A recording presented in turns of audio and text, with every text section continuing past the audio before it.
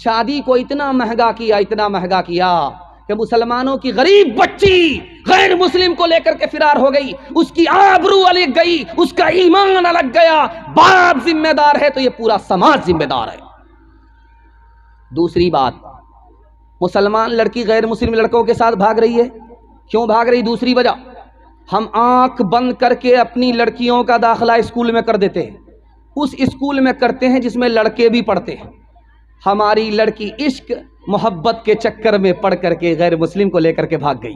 تیسری وجہ ذرا دھیان رکھیے گا، ہم نے بڑا موبائل، اسکرین ٹچ موبائل اپنی بیٹی کو دیا، اور بیٹی کس سے بات کر رہی ہے باپ کو کوئی مطلب نہیں، بیٹی کہاں سے آ رہی ہے کہاں جا رہی ہے ماں کو کوئی مطلب نہیں، ماں بے خبر باپ بے خبر۔ اسی بے شرمی کے نتیجے میں بیٹی غیر کو لے کر کے فرار ہو گئی، ایمان الگ گیا، آبرو الگ گئی۔ دھیان سے سنیے گا، تیزی کے ساتھ نکل جائے گا۔ جنت کی ہر ایک کو طلب ہے، لیکن دیکھیے کہ وہ آدمی جنت کی طلب رکھتا ہے تو نیکی ہے یا نہیں؟ تو نیکی رکھتا ہی نہیں۔ افسوس کی بات، ہر آدمی کو جہنم سے ڈر لگتا ہے، لیکن گناہ پر گناہ کیے جا رہا ہے۔ مطلب کیا ہوا؟ ڈھیٹ آدمی۔ رسول اللہ سے محبت ہے لیکن عالموں سے نفرت ہے، مدرسے سے نفرت ہے، نبی کے وارث سے نفرت، نبی سے محبت، یہ جھوٹی محبت ہے۔ ہر آدمی یہ دعویٰ کرتا ہے وہ خدا کا بندہ ہے، بندگی کر رہا ہے، لیکن ذرا سی مصیبت خدا کی طرف سے ملی شکوے شکایت کر رہا ہے۔ یہ کیسا بندہ ہے؟ دھیان سے سنیے گا، تیزی کے ساتھ نکل جائے گا۔ ہر آدمی یہ مانتا ہے کہ موت آئے گی لیکن دوسرے کا مذاق اڑا رہا ہے۔ یہ کیسا یقین ہے؟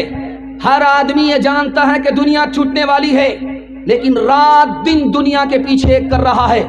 ہر آدمی جانتا ہے کہ مقدر سے ملتا ہے لیکن ذرا سی مصیبت آئی آسمان اور زمین کو سر پہ اٹھا لیتا ہے۔ ہر آدمی جانتا ہے کہ حساب ہے لیکن حرام کما رہا ہے، اس کی پرواہ نہیں ہے کہ حلال کیا ہے حرام کیا ہے۔ ارے بھائی، جو جس طرح سننے نہ دیجئے، کیا پریشانی ہو رہی ہے؟ جو جس طرح سننے دیجئے، جلسہ ختم ہو رہا ہے، وہ کھڑے کھڑے بھی سن سکتے ہیں۔ دھیان سے سنیے گا، ایک بات یاد رکھیے، جب جنازہ رکھا رہتا ہے تو اعلان ہوتا ہے، جنازہ ہے اعلان ہو رہا ہے، معاف کر دیجئے گا، جو تکلیف ہوئی ہے، جو برا بھلا کہا ہے، معاف کر دیجئے گا۔ انصاف سے بتائیے، جس کو برا بھلا کہا ہوگا، جس کو تکلیف دی ہوگی، وہ جنازہ پڑھنے کے لیے آیا ہوگا؟ کیا فائدہ اعلان کا؟ دوسری بات، دنیا میں سب سے بڑی مصیبت ماں باپ کے جنازے سے بڑھ کر کے نہیں ہے۔ اگر کسی کا باپ انتقال کر گیا، وہ نیک نہیں ہو رہا ہے، ماں انتقال کر گئی، وہ دیندار نہیں ہو رہا ہے، اب اس کے بعد کون سی مصیبت کو دیکھ کر کے وہ دیندار بنے گا؟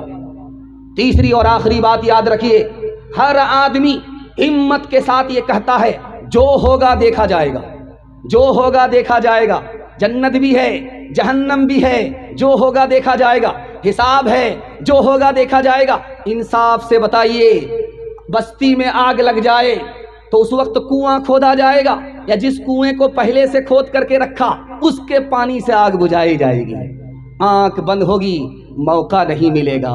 یہی موقع ہے، اس کو ہاتھ سے جانے نہیں دینا ہے۔ آج اذان سنیں گے، کل نماز پڑھیں گے، ہاتھ اٹھائیے انشاءاللہ۔ دھیان سے رکھیے گا، آخری مثال آپ کے سامنے رکھنے کے لیے جا رہا ہوں۔ ہم کہاں بیٹھے ہیں؟ جلسہ میں۔ جلسہ کہاں ہو رہا ہے؟ برمترا میں۔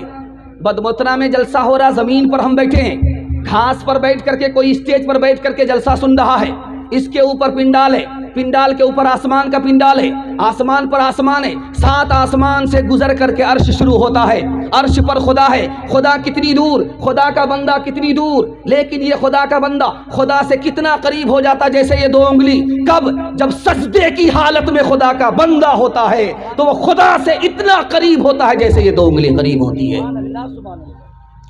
کھیتیاں سرسبز ہیں، تیری غذا کے واسطے چاند سورج اور ستارے ہیں، ضیا کے واسطے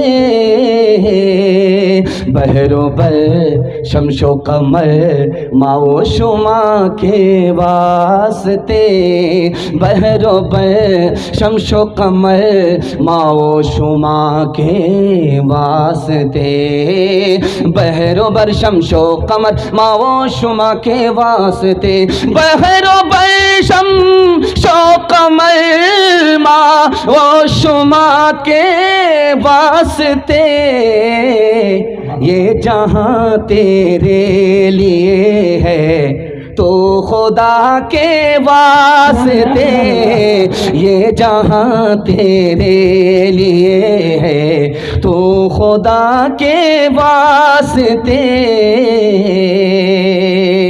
یہاں سے لے کر کے وہاں تک خدا کی مہربانی بندگی کے حوالے سے آپ نے پیغام سنا ہے۔ آج سے ارادہ کر لیجئے کہ زندگی بھر خدا کی غلامی کرتے رہیں گے۔ مصیبت ملے گی صبر کریں گے، ہاتھ اٹھائیے انشاءاللہ۔ راحت ملے گی شکر کریں گے، ہاتھ اٹھائیے انشاءاللہ۔ صبر نہیں ہوگا خودکشی کریں گے، ہاتھ اٹھائیے انشاءاللہ۔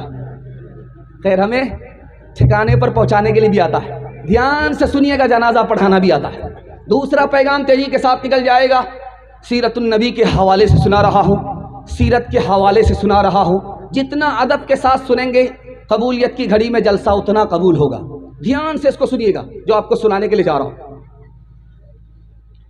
فقیر کو، بھکاری کو تھیلی ملی، اس میں اتنا پیسہ تھا کہ 17 نسل بیٹھ کر کے کھا سکتی تھی، بھیک مانگنے کی ضرورت نہیں تھی اس کو، اتنا پیسہ تھا۔ بھکاری ہے، بھیک مانگ رہا ہے، روڈ پر کھڑا، دلی کی جامع مسجد کے سامنے کھڑا ہو کر کے بھیک مانگ رہا ہے۔ اس کو تھیلی ملی، اس میں اتنا پیسہ تھا کہ وہ کروڑ پتی ارب پتی اسی دور میں بن جاتا، لیکن وہ تھیلی لے کر کے اس کو جوگ رہا ہے، مالک کا انتظار کر رہا ہے، مالک کو ڈھونڈ رہا ہے۔ جیسے ہی مالک پر نظر پڑی وہ تھیلی واپس کر دیا۔ اب مالک نے جو تھیلی کو دیکھا، گن کر کے پیسہ دیکھا تو پیسہ امانت۔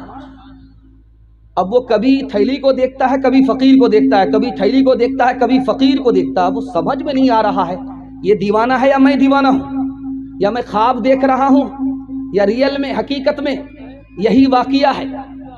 بہت دیر کے بعد اس نے حیرت سے پوچھا، ارے بے وقوف کہاں سے آئے ہو؟ رانچی سے آئے ہو؟